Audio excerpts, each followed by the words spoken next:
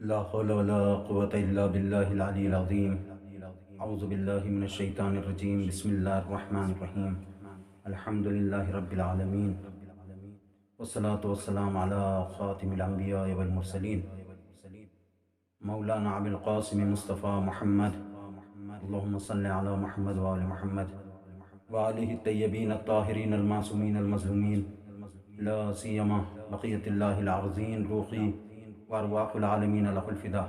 أما بعد، فقد قال الله تعالى في القرآن الحكيم: بسم الله الرحمن الرحيم. يا أيها الذين آمنوا اتقوا الله وكونوا مع الصادقين. صلوات بجی محمد وآل محمد پر. اللہم صلی علی محمد وآل محمد وعجل فرجهم. عزیزان گرامی قدر، ناظرین محترم، جو کوئی میری آواز کو اور اس مجلس کو یوٹیوب یا دیگر ویڈیو کی مدد سے دیکھ رہا ہے، یا جہاں تک بھی یہ میری آواز پہنچ پائے، تمام مؤمنین کی خدمت میں روز اربعین کی مناسبت سے تسلیت اور تعزیت پیش کرتا ہوں۔ عزیزان گرامی، آج روز اربعین ہے، اور اربعین سید الشہداء علیہ السلام کے حوالے سے آپ حضرات کی خدمت میں کچھ معروضات گوش گزار کرنے ہیں۔ تمہیداً گفتگو کو آغاز کرتے ہوئے آپ کے سامنے عرض کروں کہ دین جس قدر سالم اور مضبوط ہوتا ہے، اسی لحاظ سے اس دین کے فالوور یا اس دین کے تابع یا اس دین کے پیروکار قوی اور مضبوط و طاقتور ہو سکتے ہیں۔ اگر ہمیں کسی دین کی سالمیت یا اس کی معنویت اور روحانیت کو دیکھنا ہو، اس کا اندازہ لگانا ہو، تو ہمیں یہ دیکھنا ہوگا کہ اس کے جو تابع یا فرما بردار ہے وہ لوگ کس قدر قوی اور مضبوط ہے۔ ایسا دین جو سالمیت اور کمال رکھتا ہو اور اس میں خالص و ناب معنویت موجود ہو، تو اس دین کا خاصہ یہ ہوتا ہے کہ وہ اپنے ماننے والے کو قدرت مند اور توانا بناتا ہے۔ بس دین انسان کو قوی، طاقتور، مضبوط، توانا، شجاع بنانے کے لیے آیا ہے۔ دین ہرگز انسان کو کمزور، ضعیف، ناتوا نہیں بناتا۔ بعض کہتے ہیں کہ دین یعنی انسان کا بے ضرر ہونا۔ یہ بھی ایک حقیقت ہے کہ دین کا ماننے والا، کسی دین کا پیروکار اپنی ذات سے کسی کو اذیت اور ضرر ہرگز نہیں پہنچاتا۔ لیکن اس کا مطلب یہ بھی نہیں کہ دینی اخلاق سے مراد ہوئی یہ لے لے، دینی اخلاق یعنی انسان کا اس طریقے سے رد عمل ظاہر کرنا یا ریئیکٹ کرنا کہ وہ بالکل بے ضرر ہے، اس کے اوپر چاہے انسان کتنے ہی سامنے والے یا مخالف طوفان ظلم و ستم روا رکھے یا اس کے اوپر زیادتیاں کرتے رہے، اور یہ بالکل اپنے بے ضرر ہونے کا اظہار کرتے رہے۔ تو اس لحاظ سے جو بعض لوگوں کے یہاں پر سوچ ہے کہ دین یعنی بے ضرر ہونا، ہرگز اور ہرگز ایسا نہیں ہے۔ دین کبھی بھی انسان کو کمزور، ناتوا، بے کس، لاچار نہیں بناتا، بلکہ دین آیا ہی اس لیے ہے کہ انسان کے اندر معنوی اور روحانی ایسی صلاحیت پیدا کرے کہ جس کی وجہ سے انسان میں قوت و جذبہ ایمانی پیدا ہو اور انسان طاقت و قوت سے سرشار و آباد رہ سکے۔ دیندار کی نشانی یہ ہے کہ دیندار طاقتور، قوی، قدرت مند اور توانا ہوتا ہے۔ لہٰذا نمبر 1 عقل کا کامل ہونا، نمبر 2 ایک انسان میں 40 افراد کی روحانی اور معنوی طاقت کا آنا۔ یہ وہ 2 عظیم خصوصیتیں ہیں کہ جو امام زمانہ عجل اللہ تعالیٰ فرجہ الشریف کے انصار سے مختص ہے، اور یہ ان کی خصوصیت ہے۔ اور یہ امام کے وجود کا فیض ہوگا کہ امام کے آنے سے جو ان کے مطیع فرما بردار یا ان کے جو انصار ہوگے، ان کے اللہ یہ صلاحیت اور یہ خصوصیت دے گا کہ ان کی عقلوں کو کامل کرے گا، اور ایک ایک فرد کے اندر 40 مؤمنین کی روحانی اور معنوی قوت و طاقت آ جائے گی۔ پس ظہور امام کے ذریعے سے جو چیز مؤمنین کے اندر نمایاں طور پہ ظاہر ہوگی وہ کیا ہے؟ ان کی عقل و عقلانیت کا کامل ہونا، اور ایک ایک فرد کے اندر روحانی اور معنوی طاقت کا اس قدر ایک فرد کے اندر آ جانا، گویا ایک آدمی 40 افراد کے مقابل میں تنہا ہو روحانی اور معنوی اعتبار سے۔ اور دنیا کے مستضعفین جو کمزور ہے وہ لوگ توانا اور طاقتور ہو جائے گے، یہ امام کا فیض ہے۔ قرآن کی آیت ہے وعد اللہ الذین آمنوا منکم وعملوا الصالحات لیستخلفنہم فی الارض کما استخلف الذین من قبلہم، کہ اللہ کا مؤمنوں سے وعدہ ہے کہ جو مؤمنین عمل صالح کرنے والے ہیں کہ انہیں زمین پر خلافت عطا کرے گا، جیسا کہ ان سے پہلوں کو اللہ نے خلافت بخشا تھا۔ تو امام دینداروں میں قدرت و طاقت کو اور توانائیوں کو بڑھائے گی۔ امام دینداروں کے اندر قدرت و طاقت و توانائی، یعنی جو مستضعفین ہیں، جو کمزور ہیں، وہ توانا اور قدرت مند ہوں گے، یہ اللہ کا وعدہ ہے۔ اور دین کس طریقے سے مومن کو معنوی اعتبار سے قوی اور طاقتور اور توانا بناتا ہے، اس کا ہم نے تاریخ کے اندر مشاہدہ بھی کیا کہ جب سن 61 ہجری کی شب عاشور تھی، جہاں پر ایک طرف 72 تھے لیکن وہ مطمئن تھے، ان کے اندر اطمینان تھا، اور سامنے ہزاروں کا لشکر تھا، لیکن باوجود اس کے وہ لوگ بے چین تھے۔ یہ اطمینان، یہ قوت اطمینان، یہ سکون، یہ کہاں سے آتا ہے انسان کے اندر؟ جب انسان کی روحانی اور معنوی طاقت اس قدر بڑھ جاتی ہے۔ لہٰذا کیونکہ کربلا کے جو 72 تھے دینی اعتبار سے اس قدر کمال پہ پہنچے ہوئے تھے کہ اللہ نے ان کے اندر یہ قدرت عطا کی کہ سامنے ہزاروں کا لشکر ہونے کے باوجود ان کے یہاں پر بالکل تزلزل موجود نہیں تھا۔ لہٰذا دینداری قوت، شجاعت اور بہادری پیدا کرتی ہے۔ جب دل میں خدا ہے تو ظاہر ہے دل میں خدا ہونے کی وجہ سے خدا کی مدد اس دیندار تک ضرور پہنچے گی، اور جس کے ساتھ میں اللہ کی مدد ہے تو پھر اسے کسی اور کی مدد کی کیا ضرورت؟ اور وہ اس الہی امداد کو احساس کرتا ہے، اور جب انسان کے اندر یہ حس پیدا ہو جائے کہ وہ اپنے اندر الہی نصرت و امداد کو محسوس کرے، گویا وہ انسان دینی اعتبار سے کمالات کے اوپر پہنچا ہوا ہے، اور پھر اسے باطل کی طاقتیں بالکل بھی نہیں ڈرا سکتی۔ لہٰذا علی علیہ السلام سے جب پوچھا گیا کہ یا علی، آپ نے در خیبر کو کس طریقے سے اکھاڑا؟ علی نانے جوی کھانے والے، نانے جوی، وہ بھی سوکھی نانے جوی کھانے والے۔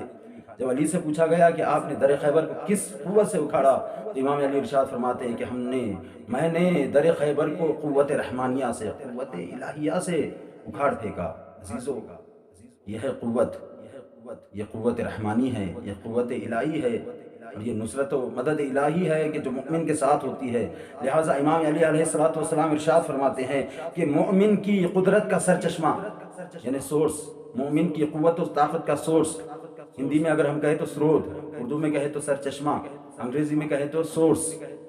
مومن کی طاقت کا سورس کیا ہے؟ اس کی نیت ہے۔ جتنی خالص نیت ہوگی، جتنا عمل میں اخلاص ہوگا، جتنا اس کے دل کے اندر خلوص ہوگا، اتنی زیادہ اس کے اندر قوت ایمانی پیدا ہوتی رہے گی، اس کے اندر قوت و طاقت بڑھتی رہے گی۔ عزیزو، لہٰذا نیت کا پاک ہونا، نیت یعنی نیت کے اندر اخلاص کا آنا۔ اخلاص کے دوسرے معنی کیا ہے؟ اخلاص یعنی کیا؟ اگر ہم قرآن مجید میں دیکھیں تو اخلاص، سورہ اخلاص کس سورہ کا نام ہے؟ سورہ توحید کا نام، سورہ توحید کا نام ہے اخلاص۔ اخلاص یعنی توحید، توحید یعنی اخلاص، یعنی جتنا انسان کے اندر اللہ کی وحدانیت اور اس کی ذات کے اوپر بھروسہ بڑھتا جائے گا، جتنا اس کے عمل کے اندر خلوص اور عمل اس کا اللہ کے لیے ہوتا جائے گا، اتنی زیادہ اس کے اندر قوت و طاقت پیدا ہوتی رہے گی۔ لہٰذا عزیزو، اخلاص اگر عمل کے اندر آئے تو پھر مومن کے اندر قوت و طاقت پیدا ہو جاتی ہے۔ مولا ارشاد فرماتے ہیں نیت میں اخلاص، یہ ہے قوت کا سبب۔ لہٰذا عزیزو، مومن کے لیے حدیث میں وارد ہوا ہے المؤمن کالجبل الراسخ لا يحركه العواصف، کہ مومن ایک مضبوط پہاڑ کی مانند ہے کہ جسے بالکل بھی طغیان یا طوفان ہلا نہیں سکتے، جسے جنبش نہیں دے سکتے، جسے زمانے کی حالات متحرک نہیں کر سکتے ہیں۔ مومن پہاڑ کی مانند ہے، مومن پہاڑ کی مانند ہے۔ لہٰذا امام علی علیہ الصلوۃ والسلام ارشاد فرماتے ہیں کہ جنگ کے خطرناک ترین ماحول میں، کہ جہاں پر لشکر پر وحشت طاری ہوتی تھی، اس سخت ترین اور مشکل ترین حالات کے اندر، کہ جہاں پر جنگ کی وحشت ناک ماحول ہوا کرتا تھا، ایسے میں ہم رسول اللہ صلی اللہ علیہ وآلہ وسلم کے چہرے مبارکہ کی طرف دیکھتے، ہم آپ کے پائے مبارک کی طرف دیکھتے کہ آپ کے پیروں کے اندر سکون ہوتا، آپ کے چہرے کے اوپر اطمینان ہوتا، اور رسول کے چہرے کے اطمینان کو دیکھ کر ہمارے اندر قوت اور طاقت پیدا ہوتی، اور لہٰذا اسلامی لشکر میدان کے اندر ڈٹ کے کھڑا ہوتا۔ عزیزو، یہ ہے شان رسالت مآب، یہ ہے شجاعت رسالت مآب، کہ جنہیں دیکھ کر لشکر اسلام کے اندر قوت و طاقت بڑھ رہی ہوتی تھی۔ عزیزو، لہٰذا مومن ایک مضبوط پہاڑ کی مانند ہے، کہ جو ایمان و اخلاص و عمل کے لحاظ سے اس طریقے سے مضبوط ہے کہ پھر اس کے سامنے گناہوں کے طوفان آ جائے، گناہوں کے طوفان اسے اپنی منزل سے ہلا نہیں سکتے، کیونکہ وہ جبل راسخ ہے، ایک مضبوط پہاڑ کے مانند زمین کے اندر پیوست ہے۔ عزیزو، یہ جو دین اور خالص دین اور اس دین کی طرف رغبت کو پیدا کرنے کے لیے اور اس دین کے بہترین مطیع اور فرمانبردار بننے کے لیے، یہ مجلس امام حسین علیہ الصلوۃ والسلام ایک بہترین جگہ ہے، کہ جہاں پر آنے کے بعد میں انسان دین سے متمسک ہو سکتا ہے، جہاں پر آنے کے بعد میں انسان دین کو حد درجہ فالو کرنے کی انسان کے اندر صلاحیت پیدا ہو سکتی ہے۔ اور یہ کہاں سے ہمیں ملے گی؟ مجلس امام حسین علیہ الصلوۃ والسلام کے ذریعے سے۔ اور یہ اس مجلس کا لطف ہے کہ حسین کے مجلس میں اگر انسان آ جائے تو اس کے اندر وہ جذبہ ایمانی پیدا ہوتا ہے کہ وہ دین کے لیے اپنی جانوں کو قربان کرنے کے لیے آمادہ ہو سکتا ہے۔ اس کے یہاں پر دین کی اہمیت بڑھ جاتی ہے، کیونکہ یہ دیکھتا ہے کہ یہ وہ حسین ہے کہ جس نے اور جس کے انصار نے دین کے لیے، اسلام کے لیے اپنی جانوں کو قربان کر دیا، اور کربلا کے میدان کے اندر اپنی جانوں کا نذرانہ اللہ کی راہ میں دین کی خاطر پیش کر دیا۔ لہٰذا یہ مجلس امام حسین ہمیں دین کا مطیع بناتی ہے، مجلس حسین ہمیں حق پرست بناتی ہے، مجلس حسین کے ذریعے سے ہماری عقل و عقلانیت کو کمال ملتا ہے، مجلس امام حسین علیہ الصلوۃ والسلام ہمیں علم و معارف سے آشنا کراتی ہے، اور یہی مجلس ہمارے اندر بصیرت اور سمجھ میں اضافہ کراتی ہے۔ لہٰذا عزیزو، یہ مجلس، یہ حسینی درسگاہ ہمیں بتاتی ہے کہ کس طرح ظالم پر رعب ایمانی کو طاری کیا جا سکتا ہے۔ شب عاشور روایتوں میں ہے کہ شمر آتا ہے، شمر کہ جس کا کربلا میں داخلہ 9 محرم کو ہوتا ہے، اور آنے کے بعد میں یہ خود کے لشکر کا جائزہ لیتا ہے، اور حسینی لشکر کا جائزہ لیتا ہے۔ حسینی لشکر کی جو تعداد میں بہت کم ہے، 72 ہے، لیکن وہ دیکھنے کے بعد میں دیکھتا ہے کہ وہاں پر عباس موجود ہے، لہٰذا وہ یہ ترکیب نکالتا ہے کہ کسی طریقے سے عباس کو حسینی لشکر سے جدا کر دے۔ لہٰذا یہ ملعون ایک پیشکش لے کر آتا ہے، اور آنے کے بعد میں کہتا ہے کہ اے عباس، تم تو ہمارے رشتہ دار ہو، لہٰذا میں یہ چاہتا ہوں کہ تمہارے لیے امان نامہ لکھوا لوں، اور تمہاری جان کو میں امان دینا چاہتا ہوں، تم حسین کے لشکر کو چھوڑ دو۔ عزیزو، یہ شمر کا امان نامہ لے کر حضرت عباس کے سامنے گزارش کرنا یہ بات بتاتا ہے کہ یہاں پر ہزاروں کے اندر اطمینان نہیں ہے، یہاں پر 72 مطمئن ہے، لہٰذا یہ لوگ آ رہے ہیں یہاں پر اس لیے کہ حسینی لشکر کے اندر انتشار کو پیدا کر سکے۔ لیکن عزیزو، انشاءاللہ میں آگے اس طرف اشارہ کروں گا کہ انتشار پیدا ہو ہی نہیں سکتا اگر کوئی حسینی نقش قدم کے اوپر چلے، تو وہاں پر انتشار نہیں ہوگا، وہاں پر اضطراب نہیں ہوگا، وہاں پر پریشانی ہرگز نہیں ہوگی اگر حسینی اصولوں کے اوپر انسان عمل پیدا ہو۔ لہٰذا یہ پیشکش کو مولا عباس کے سامنے پیش کرتا ہے۔ مولا عباس ام البنین کا لال، جانے قربان ہو جائے، شیر خدا کا شیر، نہ صرف اس کی اس پیشکش کو ٹھکراتے ہیں بلکہ اس رعب سے شمر کی طرف دیکھتے ہیں کہ شمر کے اوپر ایک خوف طاری ہوتا ہے، اور شمر اسی وقت وہاں سے واپس پلٹ کر آتا ہے، الٹے پاؤں آنے کے بعد میں اپنے خیمے میں جا کر چھپ جاتا ہے، دبک جاتا ہے، اور دبکنے کے بعد میں فوجیوں کو بلاتا ہے اور کہتا ہے کہ خبردار، ساری رات میرے خیمے کا پہرا دیتے رہنا۔ شمر کے جو قریبی تھے وہ آگے آئے، اور آنے کے بعد میں کہا، شمر یہ کیا بے وقوفی ہے، ہزاروں کا لشکر ہے اور یہ تجھے کیسا خوف ہے جو مارے جا رہا ہے؟ شمر کہتا ہے کہ خبردار، جو خوف اور جو رعب میں عباس کی آنکھوں میں دیکھ چکا ہوں، جس کی وجہ سے میری روح کے اوپر خوف طاری ہے اور میں لرز رہا ہوں، اور مجھے ایسا لگ رہا ہے کہ ابھی میری جان نکل جائے گی۔ لہٰذا یہ رعب ایمانی کہاں سے پیدا ہوا؟ یہ ایمانی طاقت یہ دین کی اتباع کرنے کی وجہ سے ہے۔ جتنا زیادہ انسان دین کا فالوور ہوتا جائے گا، جتنا زیادہ دین اسلام کا مطیع و فرما بردار ہوتا جائے گا، الہی قدرت و طاقت، اللہ معنوی اور روحانی طاقت اس کے اندر بڑھاتا جاتا ہے۔ لہٰذا شمر کی یہ کیفیت ہے کہ عباس علیہ السلام کی نگاہوں کو دیکھ کر یہ جو لشکر حسین کے سامنے ٹک نہیں پا رہے تھے، یہ کس وجہ سے نہیں ٹک پا رہے تھے؟ ان کے یہاں پر ایمانی طاقت تھی، ان کے یہاں پر دینی طاقت تھی، دینی طاقت سے یہ سرشار تھے کہ جس دینی طاقت کا وہ اظہار اپنی تلوار سے کر رہے تھے تو تلواروں کا کوئی حریف نہیں تھا، وہ اگر اپنی آنکھوں سے کر رہے تھے تو ان کی آنکھوں کا کوئی حریف نہیں تھا، وہ اگر اپنی زبان کے ذریعے سے، اپنے کلام کے ذریعے سے اظہار کر رہے تھے تو پھر ان کے زبان کے سامنے کوئی حریف نہیں تھا۔ اور اس کی مثالیں ہیں، کربلا میں تلوار کے سامنے کوئی نہیں رک سکا، عباس کی نگاہوں کی جلالت کے سامنے کوئی ٹھہر نہیں سکا، زینب سید سجاد کے خطبوں کے سامنے کوئی رک نہ سکا۔ عزیزو، یہ طاقت اور یہ قوت کہاں سے آتی ہے؟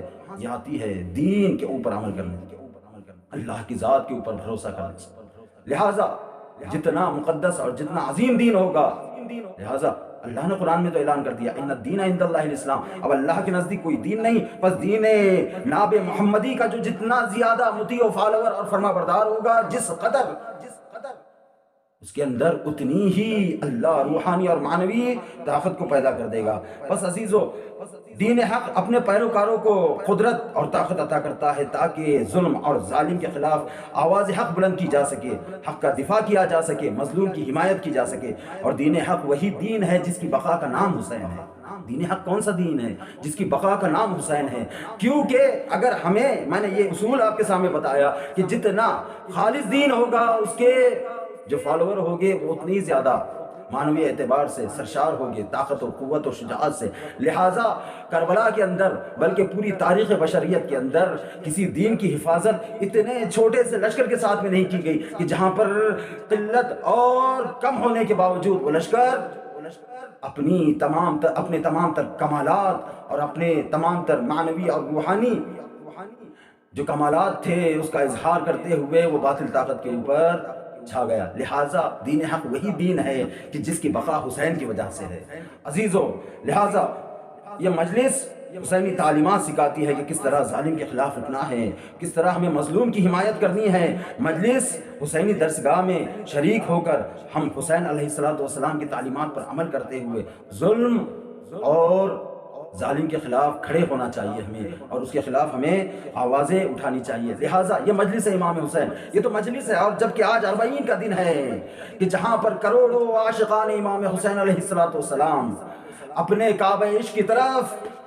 ایک سیلاب کی مانند روا و دوا ہیں کہ کسی طریقے سے آج اپنے آپ کو حسین علیہ السلام کی بارگاہ تک پہنچائے، اور پہنچنے کے بعد میں آواز دے اور کہیں کہ لبیک یا حسین، اے سید و سالار، آپ نے ہمیں 61 ہجری میں بلایا تھا، ہم آپ کے سامنے آئیے حسین، ہم یہ کروڑوں کی تعداد میں آپ کے سامنے پیش ہیں، جان کا نذرانہ لے کر، اپنی مال کا نذرانہ لے کر ہم پیش ہو رہے ہیں آپ کی خدمت میں۔ عزیزو، میرا دل کہتا ہے کہ اس منظر کو دیکھ کر کربلا تڑپ کے کہتی ہوگی کہ اے کروڑوں زائران امام حسین، 61 ہجری میں تم لوگ کہاں تھے؟ اگر تم ہوتے تو وہ مناظر میں اپنی آنکھوں سے نہیں دیکھتی جو میں نے دیکھے ہیں، کہ جن مناظر کو زمین و آسمان نے نہیں دیکھا۔ زمین کربلا تڑپ کے کہتی ہوگی ہاں، اور شاید انہی کروڑوں زائرین کی طرف دیکھتے ہوئے اور انہیں ذہن میں رکھتے ہوئے جناب زینب سلام اللہ علیہا نے ابن زیاد کے دربار میں کہا ہوگا کہ ما رأیت الا جمیلا، اے ابن زیاد، تو یہ سمجھتا ہے کہ تو نے ہمارے اوپر ظلم و ستم کی انتہا کر کے ہمیں توڑنا تو چاہ رہا تھا، لیکن ما رأیت الا جمیلا، ہم نے تو ان تمام تر بلا و امتحانات کے اندر سوائے خوبصورتی کے کچھ نہیں دیکھا۔ شاید زینب انہی کروڑوں عاشقان امام حسین کا کربلا کی طرف آنا اس منظر کو ملاحظہ کرتے ہوئے کہہ رہی ہو کہ ما رأیت الا جمیلا، اے ابن زیاد آ اٹھ کے آ کے دیکھ، اے یزید آ اٹھ کے آ کے دیکھ، یہ خوبصورتی دیکھ، یہ سیلاب دیکھ، یہ کروڑوں کروڑ زائرین کی تعداد دیکھ، اس سے زیادہ خوبصورتی اور کہیں پر ہو سکتی ہے؟ عزیزو، ایسی خوبصورتی کہاں، بلکہ میں ایک جملہ کہوں کہ وہ زمین کے کل جہاں پر انسانیت تڑپ رہی تھی، جہاں پر انسانیت دم توڑ رہی تھی، کیسے انسانیت دم توڑ رہی تھی؟ جہاں پر 6 مہینے کے بچے کے لیے پانی کا سوال ہوتا ہے تو جواب میں تیر آ رہا تھا، یعنی کربلا وہ زمین تھی کہ جہاں پر انسانیت اپنی آخری سانسیں لے رہی تھی، لیکن حسین نے اپنے مظلوم خون کے ذریعے سے اس زمین کو ایسے آباد کیا کہ اسی کربلا کی زمین سے آج انسانی تہذیب جنم لے رہی ہے، انسانی تہذیب، انسانی کلچر جو وہاں پر پروان چڑھ رہا ہے وہ زمین کربلا کی ہے۔ کروڑوں عاشقان امام حسین یہ جو کربلا کی طرف آ رہے ہیں، یہ ایک تہذیب ہے، ایک ثقافت ہے، ایک کلچر ہے کہ جسے لوگوں کے سامنے پیش کر رہے ہیں اور بتا رہے ہیں کہ دیکھو حسین کے اصولوں پہ جیتے ہوئے، حسین کے اصولوں پہ چلتے ہوئے، حسین کو فالو کرتے ہوئے اگر تم آؤ گے۔ عزیزو، کربلا کی اس وقت کی جو حالات ہے، کروڑوں زائرین ہیں، صرف تعداد اور مجمع کو نہیں دیکھنا ہے بلکہ ما رأیت الا جمیلہ کو بھی دیکھنا ہے، اس کروڑوں زائرین کی خوبصورتی کو بھی دیکھنا ہے۔ خوبصورتی کیا ہے؟ خوبصورتی یہ ہے کہ ابھی تک کئی ریکارڈ عالمی ٹوٹ چکے ہیں اس مجمع کے سامنے، اس شور حسینی کے سامنے ہزاروں ریکارڈ اب تک عالمی ٹوٹ چکے ہیں۔ اور اس کے بعد میں صرف یہاں پر ہمیں مجمع نہیں دیکھنا ہے کہ ہزاروں کا یا کروڑوں کا مجمع ہے، نہیں، بلکہ مجمع کے ساتھ میں اس مجمع کی خوبصورتی کو بھی دیکھنا ہے۔ خوبصورتی کیا ہے؟ خوبصورتی یہ ہے کہ اگر حسین کے اصول پہ چلتے ہوئے تم رہو گے، حسین کے اصولوں کو اگر تم فالو کرو گے تو کل 72 ہوگے تب بھی تمہارے یہاں پر انتشار نہیں ہوگا، تم اضطراب نہیں ہوگے، اور یہاں پر اگر تم کروڑوں بھی آ جائے گے تو تمہارے اندر اختلاف نہیں ہوگا۔ یہ ہے عزیزان گرامی، حسینی اصول جب تک رعایت کیے جاتے رہیں گے عزیزو، وگرنہ قلت اضطراب پیدا کرتی ہے اور کثرت اختلاف پیدا کرتی ہے۔ دیکھیے آپ زمانے کے اندر ملاحظہ کیجئے، جہاں پر بھی کم ہوں گے وہ لوگ بے چین ہوں گے، مضطرب ہوں گے، پریشان ہوں گے، اور جہاں پر زیادتی ہوگی، جہاں پر بہت زیادہ لوگ ہوں گے، وہاں پر اختلاف وجود میں آتے ہیں۔ لیکن یہ امام حسین علیہ السلام کی وہ درسگاہ ہے کہ جو زمانے بھر کو بتا رہی ہے کہ دیکھو، اگر حسینی اصولوں کو تم جانتے ہوئے، مانتے ہوئے، اس کے اوپر عمل کرتے ہوئے آؤ گے، اگر تم اسے اپنی زندگی میں فالو کرو گے تو تم کم ہوگے تب بھی تم بے چین نہیں ہوگے، اور اگر تم زیادہ ہوگے تو تمہارے یہاں پر اختلاف نہیں پیدا ہوگا۔ کربلا یہ کروڑوں کا مجمع، کسی کی نہ تو جھگڑنے کی آواز آ رہی ہے، نہ تو کسی کے اختلاف کی آواز آ رہی ہے۔ یہ ہے کربلا کی خوبصورتی۔ اسی خوبصورتی کی طرف شاید جناب زینب اولیاء مقام نے دیکھ کر کہا ہو کہ ما رأیت الا جمیلہ۔ یہ ہے خوبصورتی کہ جہاں پر انسانی تہذیب، انسانیت ختم ہو گئی تھی، تہذیب کی تو بات دور کی، انسانیت ختم ہو گئی تھی، لیکن وہیں سے ایک نئے دور کا آغاز کر رہے ہیں حسین، ایک نئی تہذیب کو جہاں سے پھر سے امام حسین علیہ السلام زندہ کر رہے ہیں۔ ایسی تہذیب کی جو انسانیت کی تہذیب ہے،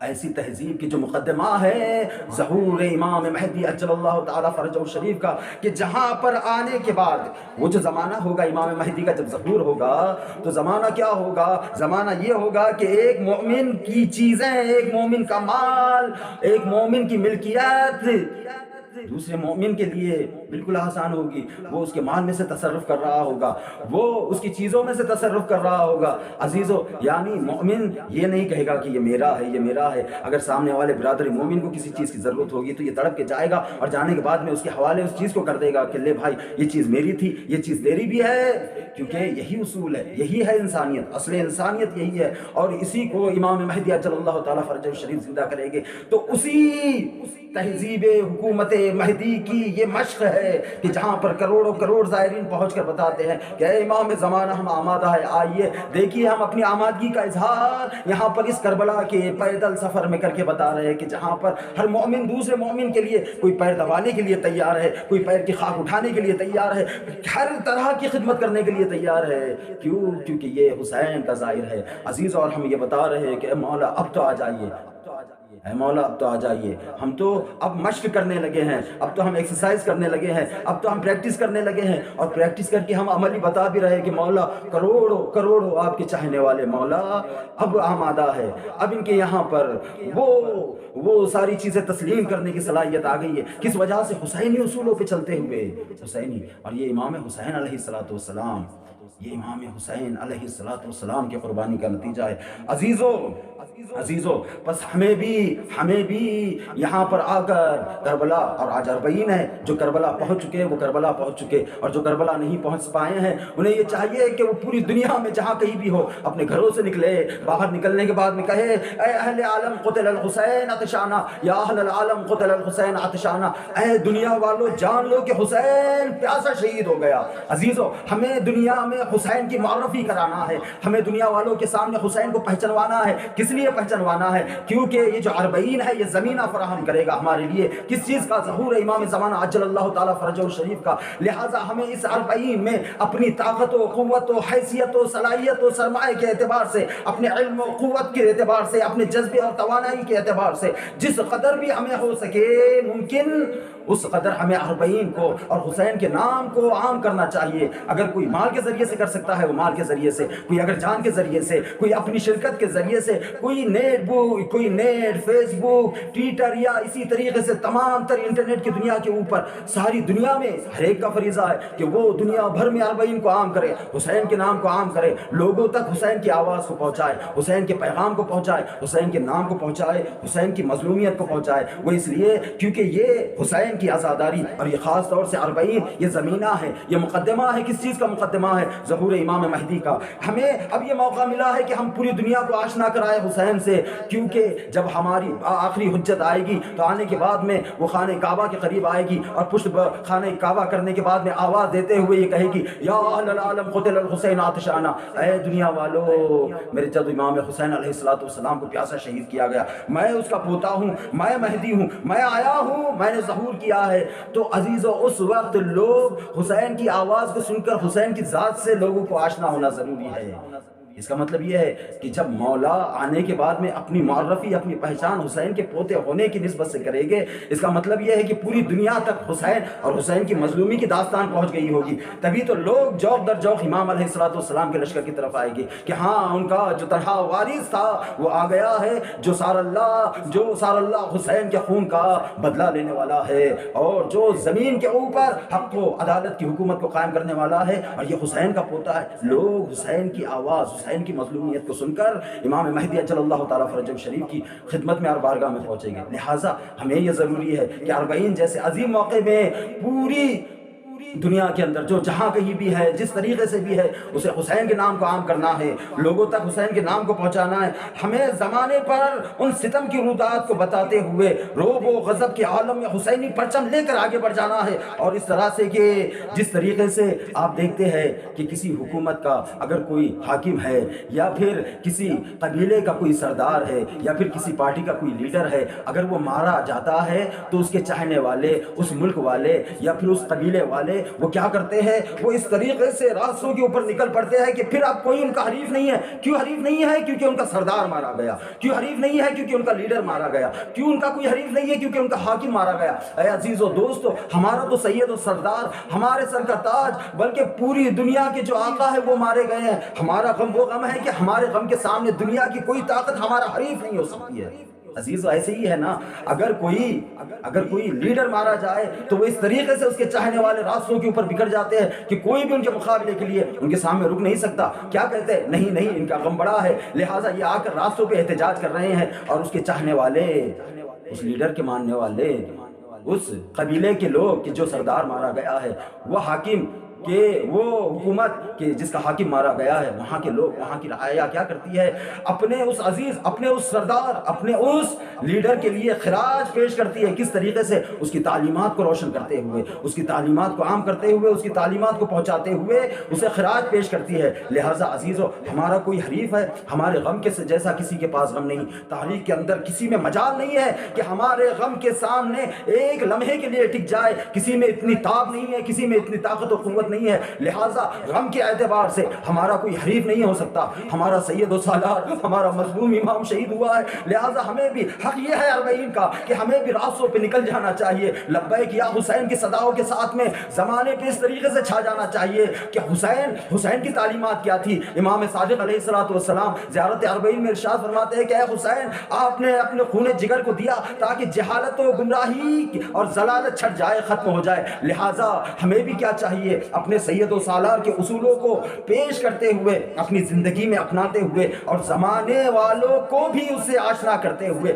حسینیت کے پرچم کو لے کر آگے بڑھنا چاہیے، اور کہنا چاہیے کہ ہمارا دل غموں سے بھرا ہوا ہے، ہمارا کوئی حریف نہیں ہے۔ اے ظالموں، اے ظلم، اے جہل، تیری وجہ سے ہمارا سید و سالار مارا گیا، لہٰذا تجھے کوئی حق نہیں ہے دنیا کے اندر۔ اے ظلم، ہم تیرا خاتمہ کر دیں گے، اے جہل تیرا ہم خاتمہ کر دیں گے، اے ذلت و گمراہی، اے تحیر و ضلالت و تعجب، ہم تیرا خاتمہ کر دیں گے، کیونکہ اسی اصولوں کے اوپر حسین نے اپنی شہادت کو دی ہے۔ لہٰذا اب ہر حسینی کا فریضہ یہ ہونا چاہیے کہ وہ اس طریقے سے اپنے آپ کو آمادہ کرے، اور اربعین اسی کا نام ہے کہ ہم اب آنے کے بعد میں اربعین میں یہ کہے کہ حسین آپ نے قربانی دی، اب ہم کہیں پر بھی ہے، چاہے ہم آپ کے روزے تک حاضری دے رہے ہو یا کہیں پر بھی اپنے محلے میں، اپنے علاقے میں، اپنے شہر میں حسینی یا حسینیہ یا مسجد یا کسی بھی جگہ پر حسین کا ہم غم منا رہے ہیں، تو ہمیں اس طریقے سے جانا چاہیے کہ مولا ہم آئے ہیں اس طریقے سے کہ ہم فتح کا پرچم لہراتے ہوئے آ رہے ہیں۔ کل سیدہ زینب سلام اللہ علیہا نے اربعین پہ واپس آنے کے بعد میں کہا تھا کہ بھائی حسین، زینب فتح شام کر کے آئی ہے، تو آؤ ہم بھی آج اربعین میں امام حسین کے سامنے اس طریقے سے پیش ہو اور کہیں کہ امام ہم بھی فتح کے ساتھ میں پیش ہو رہے ہیں۔ کون سی فتح کے ساتھ میں؟ ہم نے اپنے اندر جہالت و ضلالت و گمراہی کے اندھیرے کو ختم کر دیا۔ اے حسین، تیرے صدقے میں تیری قربانی اس لیے تھی کہ تو جہالت کو ختم کرنا چاہتا تھا، حسین تیری قربانی اس لیے تھی کہ تو ضلالت و گمراہی کو ختم کرنا چاہتا تھا۔ ہم نے اپنے اندر کی ضلالت و گمراہی کو ختم کر دی ہے، اب جب ختم کر دی ہے تو اب پھر معاملہ اس سے آگے بڑھ کے یہ ہونا چاہیے کہ بس ہم کیونکہ حسینی مکتب فکر اور حسینی درسگاہ کسی کے ہوئے ہیں، لہٰذا اب ہمارے سامنے ظلم، بربرتا، ناانصافی، بے عدلی اگر کہیں پر نظر آئے تو پھر حق یہ ہے کہ حسین کا چاہنے والا، حسین کی درسگاہ سے واپس آنے والا، حسین کی تربیت گاہ میں تربیت پانے والا، حسینی مکتب فکر سے اپنی بصیرت کو روشن کرنے والا، پھر وہ کسی ظلم اور کسی ستم کے سامنے خاموش نہیں بیٹھے گا، فوراً آواز اٹھائے گا۔ لہٰذا سیدہ زینب سلام اللہ علیہا نے اسی مظلومی کی داستان کو کوفہ و شام میں جا کر بیان کیا اور کہا کہ ہمارا کوئی حریف نہیں ہو سکتا، کیونکہ میرے بھائی کو 3 دن تک بھوکا و پیاسا رکھ کر شمر نے کند خنجر سے میرے بھائی کے سر و تن میں جدائی کی ہے، میرا کوئی حریف نہیں ہو سکتا۔ اے ابن زیاد تو بھی میرا حریف نہیں، اے یزید تو بھی حریف نہیں، بلکہ اے دنیا کے ظالموں کوئی بھی زینب کا حریف نہیں، کیونکہ زینب نے رقم دیکھ کر آئے کہ اللہ کسی بہن کو وہ منظر نہ دکھائے کہ چند قدم کے فاصلے میں زینب کھڑی ہے، سامنے شبر کا کند خنجر ہے، آواز دے رہی ہے، اے پسر ساتھ تو کھڑا دیکھ رہا ہے، میرا ماجایا ذبح ہو رہا ہے، آج رکم اللہ، اللہ آپ کو کوئی غم نہ دے۔ زینب اور اسی شجاعت کے ساتھ میں، اسی قوت ایمانی کے ساتھ میں، کیونکہ اللہ کی ذات پر، ولی خدا پر زینب کو اطمینان کتنا ہے، کتنا ایمان ہے، اور کتنی زینب کی روحانی اور معنوی طاقت و شجاعت ہے کہ دربار یزید کو ہلا دیا، دربار ابن زیاد کو ہلا دیا، کوفیہ اور شامی کو رلا دیا، اور رلانے کے بعد میں فتح کا پرچم قصر یزید کے اوپر لہرا کر اب واپس آ رہی ہے، کس انداز میں آ رہی ہے؟ قید شام سے چھوٹنے کے بعد میں، رہائی ملنے کے بعد میں، اب جب زینب آئی ہے، کربلا کے قریب آئی ہے، دل میں خیال ہے پتہ نہیں بھائی تجھے قبر نصیب ہوئی بھی یا نہیں ہوئی ہوگی، بھائی کیا تجھے کفن ملا بھی یا نہیں، کیونکہ کل جب 11ویں محرم کو زینب جا رہی تھی تو تیرا لاشا اڑیا پڑا ہوا تھا، تیرے لاشے پہ خاک اڑ رہی تھی۔ اب جب زینب نے دور سے دیکھا ہاں کربلا آباد ہے، زینب نے اپنے آپ کو اونٹ کی پشت سے زمین پہ گرایا، کونیوں کے بل چلتے ہوئے حسین کی قبر کے نزدیک گئی، اور جانے کے بعد میں کہا اے بھائی بہن سنانی لے کر آئی ہے، بھائی زینب کربلا کے بعد کوفہ و شام سے ہو کر آئی ہے۔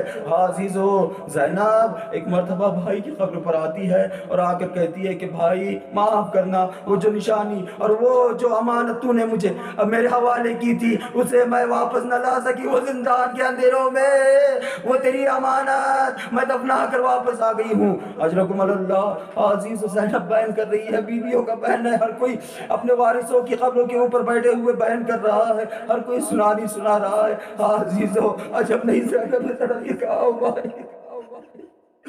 بھائی زینب ارے بازوؤں پر رسیوں کے نشان لے کر آئی ہے، پشت پر تازیانوں کے نشان لے کر آئی ہے۔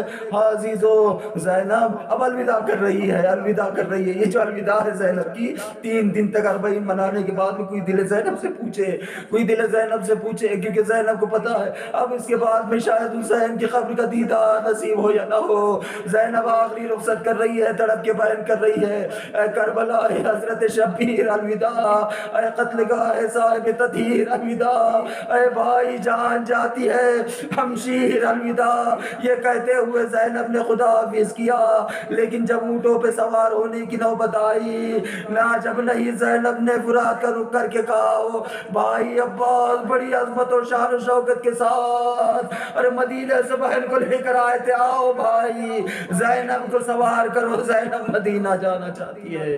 انا للہ و انا انا الیہ راجعون رضا بقضائہ وتسلیما لامرہ. اللهم صل على محمد وآل محمد.